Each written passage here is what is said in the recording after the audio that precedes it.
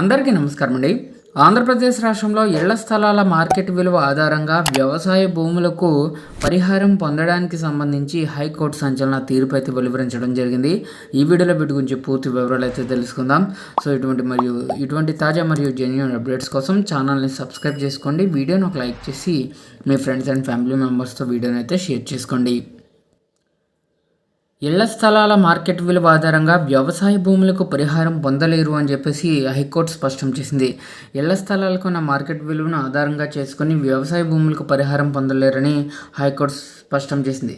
ఇళ్ల స్థలాల మార్కెట్ విలువను చూపుతూ వ్యవసాయ అసెండ్ భూములకు పరిహారం పెంచాలని కోరడాన్ని తప్పుపట్టింది.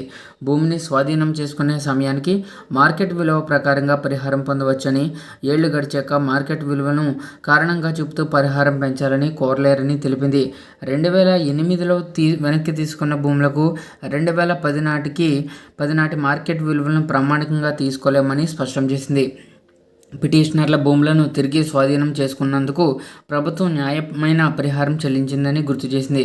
ఎకరాకు 1,50,000 చొప్పున మానసిక వేదన కింద 30%, 12% అదనపు మార్కెట్ విలువ వడ్డీతో సహా పరిహారం చెల్లించిందని పేర్కొంది.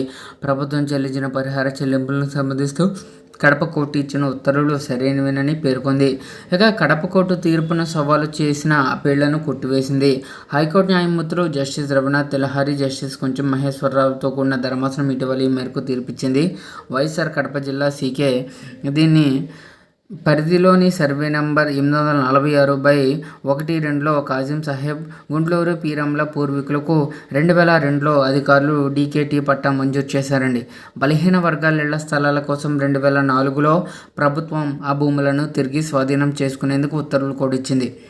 అంతిమంగా 2008లో స్వాధీనం చేసుకుంది. తక్కువ పరిహారం చెల్లించడాన్ని సవాల్ చేస్తూ వారిరువురు కడప కోర్టులో దావా వేశారు. దీన్ని కొట్టేస్తూ 2012లో కడప కోర్టు తీర్పు ఇచ్చింది. ఈ తీర్పును సవాల్ చేస్తూ కాసిం సాహెబ్, పీరమ్మ హైకోర్టును ఆశ్రయించారు. తమ భూములు పట్టణ ప్రాంతాల్లో ఉన్నందున ఎక్కువ పరిహారం ఇప్పించాలని కోరారు. ప్రభుత్వ వాదనలు వినిపిస్తూ పొరుగు భూములకు ఎకరాకు 1,20,000 ఇస్తే పిటిషనర్లకు ఎకరాకు 1,50,000 పరిహారం నిర్ణయించారన్నారు. ఈ విధంగా హైకోర్టు ఈ తాజా తీర్పునైతే వెలువరించడం జరిగింది.